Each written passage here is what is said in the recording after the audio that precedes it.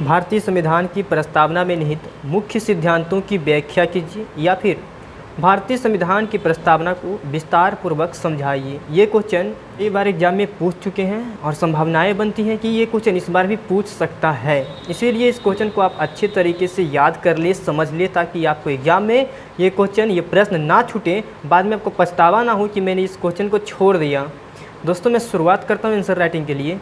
भारतीय संविधान एक लिखित संविधान है। इसकी शुरुआत में एक प्रस्तावना भी लिखी गई है जो संविधान के मूल भावना को सामने रखती है। प्रस्तावना से तात्पर्य है भारतीय संविधान के जो मूल आदर्श हैं उन्हें प्रस्तावना के माध्यम से संविधान में समाहित किया गया है।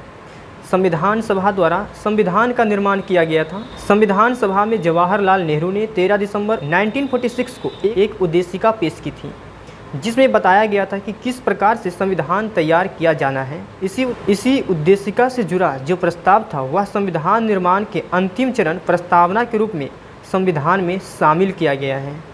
अब नेक्स्ट है प्रस्तावना को लिखना है। दोस्तों, यदि आपको प्रस्तावना याद है तो बहुत अच्छी बात है, आपको याद करने की ज़रूरत नहीं है। और यदि आपको याद नहीं है तो आप प्रस्तावना को ज़रूर याद कर लें। और फिर भी बहुत कोशिश करने के बाद भी कोई स्टूडेंट्स ऐसे होते हैं जिन्हें याद नहीं होती है, तो आप क्या कीजिएगा कि हम भारत के लोग, भारत को एक संपूर्ण, ये यहाँ तक लिख दीजिएगा इसके समस्त नागरिकों को। उसके बाद डॉटेड पॉइंट देकर आप लास्ट में फिर यहाँ से लिख दीजिएगा दृढ़ संकल्पित होकर अपनी संविधान सभा को समर्पित करते हैं। लेकिन आप अच्छा होगा कि एग्ज़ाम में नंबर्स ज़्यादा मिलेंगे, टीचर्स खुश होंगे जब आप पूरे प्रस्तावना को लिख देंगे। तो शुरू करते हैं। हम भारत के लोग भारत को एक संपूर्ण प्रभुत्व संपन्न, समाजवादी, पंथ निरपेक्ष, लोकतंत्रात्मक गणराज्य बनाने के लिए तथा समस्त नागरिकों को सामाजिक, आर्थिक और राजनीतिक न्याय, विचार, अभिव्यक्ति, विश्वास, धर्म और उपासना की स्वतंत्रता, प्रतिष्ठा और अवसर की समता प्राप्त कराने के लिए तथा उन सब में व्यक्ति की गरिमा और राष्ट्र की एकता तथा अखंडता को सुनिश्चित करने वाली बंधुता बढ़ाने के लिए दृढ़ संकल्पित होकर इस संविधान सभा में आज दिनांक 26 नवंबर 1949 ईस्वी को एतद द्वारा इस संविधान को अंगीकृत, अधिनियमित और आत्मर्पित करते हैं। 42वें संविधान संशोधन अधिनियम 1976 द्वारा इसमें समाजवादी, पंथ निरपेक्ष और अखंडता जैसे शब्दों को सम्मिलित किया गया। दोस्तों, अब आगे इसमें जो पॉइंट्स है, जो वर्ड्स हैं, उन्हें अब डिस्क्राइब करना है, एक्सप्लेन करना है कि आखिर उसका अर्थ क्या होता है। जैसे हम भारत के लोग, समाजवादी, पंथ निरपेक्ष, लोकतंत्र, गणराज्य, ये सब का अर्थ बताना है। और यही क्वेश्चन में मेन रूप से पूछा गया है। तो गैस शुरू कर रहे हैं। प्रस्तावना में उल्लेखित मुख्य शब्दों का अर्थ। पहला है हम भारत के लोग। इसका तात्पर्य यह है कि भारत एक प्रजातांत्रिक देश है तथा भारत के लोग ही सर्वोच्च संप्रभु हैं। अतः भारतीय जनता को जो अधिकार मिले हैं वही संविधान का आधार है। अर्थात दूसरे शब्दों में भारतीय संविधान भारतीय जनता को समर्पित है। नेक्स्ट है संप्रभुता। इस शब्द का आशय है कि भारत ना तो किसी अन्य देश पर निर्भर है और ना ही किसी अन्य देश को डोमिनियन है। इसके ऊपर और कोई शक्ति नहीं है और यह अपने आंतरिक मामले का निस्तारण करने के लिए स्वतंत्र है। संप्रभु देश यानी संप्रभु वही हो सकता है जो अपने आंतरिक और बाह्य मामलों में स्वयं निर्णय ले सके। तीसरा पॉइंट है समाजवादी। समाजवादी शब्द का आशय यह है कि ऐसी संरचना जिसमें उत्पादन के मुख्य साधनों, पूंजी, जमीन, संपत्ति आदि पर सार्वजनिक स्वामित्व या नियंत्रण के साथ वितरण में समतुल्य सामंजस्य है। नेक्स्ट है पंथ निरपेक्ष। पंथ निरपेक्ष राज्य शब्द का स्पष्ट रूप से संविधान में उल्लेख नहीं किया गया था, तथापि इसमें कोई संदेह नहीं है कि संविधान के निर्माता ऐसे ही राज्य की स्थापना करना चाहते थे। इसलिए संविधान में अनुच्छेद 25 से 28 तक धार्मिक स्वतंत्रता का अधिकार है। किसी भी धर्म को प्रचार प्रसार करने की अधिकार है। भारतीय संविधान में पंथ निरपेक्षता की सभी अवधारणाएं विद्यमान हैं। अर्थात हमारे देश में सभी धर्म समान हैं और उन्हें सरकार का समान समर्थन भी प्राप्त है। नेक्स्ट है लोकतांत्रिक।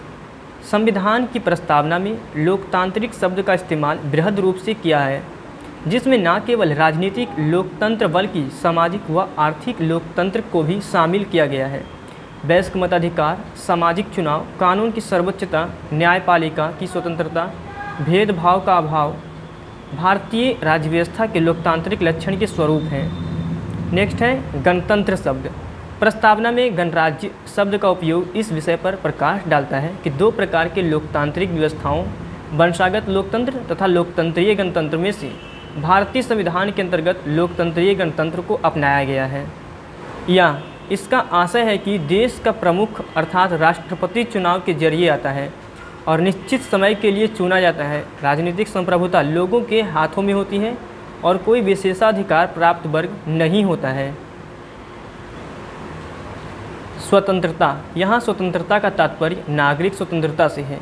स्वतंत्रता के अधिकार का इस्तेमाल संविधान में लिखी सीमाओं के भीतर ही किया जा सकता है। यह व्यक्ति के विकास के लिए अवसर प्रदान करता है। नेक्स्ट है न्याय। भारतीय संविधान की प्रस्तावना में 3 प्रकार का न्याय का उल्लेख मिलता है: सामाजिक न्याय, राजनीतिक न्याय और आर्थिक न्याय।